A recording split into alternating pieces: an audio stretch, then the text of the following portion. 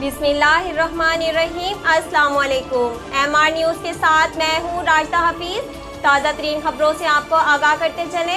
अफगानिस्तान पर कंट्रोल के बाद जहाँ तालिबान की जानिब से हुकूमत साजी का अमल जारी है, वहीं मुख्तलिफ अफगान रहनुमाओं के नामों से मंसूब मुकामात के नामों को भी तब्दील किया जा रहा है।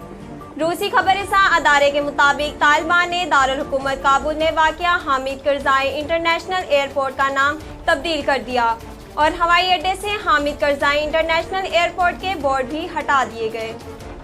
अक़वाम मुत्तहिदा में पाकिस्तान के मुस्तकिल मंदूर मुनीर अकरम ने कहा है कि अफगानिस्तान को इसके इक़्तिसादी वसाइल तक रसाई की ज़रूरत है।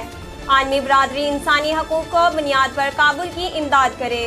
अफगानिस्तान की सूरत हाल पर अक़वाम मुत्तहिदा की सलामती कौंसिल के इजलास से खिताब में मुनीर अकरम का कहना था कि दाइश, अल-कायदा समेत दहशतगर्द तंजीमों को अफगानिस्तान में पैर जमाने की इजाज़त नहीं होनी चाहिए। बरतानवी मीडिया के मुताबिक तकरीब में पाकिस्तान, चीन, तुर्की, मिस्र, कतर और मुत्तहिदा अरब अमारात के नुमाइंदे शिरकत करेंगे। अफगानिस्तान के दारुल हुकूमत काबुल से ताल्लुक़ रखने वाले एक तालिबान ओहदेदार का कहना है कि बगैर पर्दे वाली औरत कटे हुए तरबूज की मानिंद है। माइक्रो ब्लॉगिंग वेबसाइट ट्विटर पर तालिबान की एक रुकन की काबुल में दिए गए इंटरव्यू की वीडियो खासी वायरल हो रही है।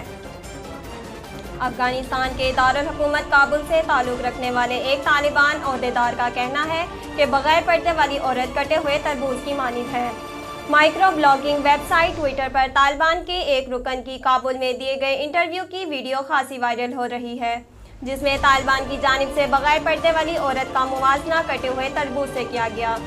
बरतानवी नशरियाती अदारे BBC से ताल्लुक़ रखने वाले सहाफ़ी ज़िया शहरियार की जानिब से हाल ही में अपने तस्दीक़शुदा अकाउंट पर ये वीडियो शेयर की गई है, जिसमें सहाफ़ी ने गुफ्तगू के दौरान तालिबान के एक ग्रुप की जानिब से औरत के लिए पर्दे की अहमियत से मुतल्लिक़ गुफ्तगू की। कायद-ए-आज़म की 73वीं बरसी और पाकिस्तान।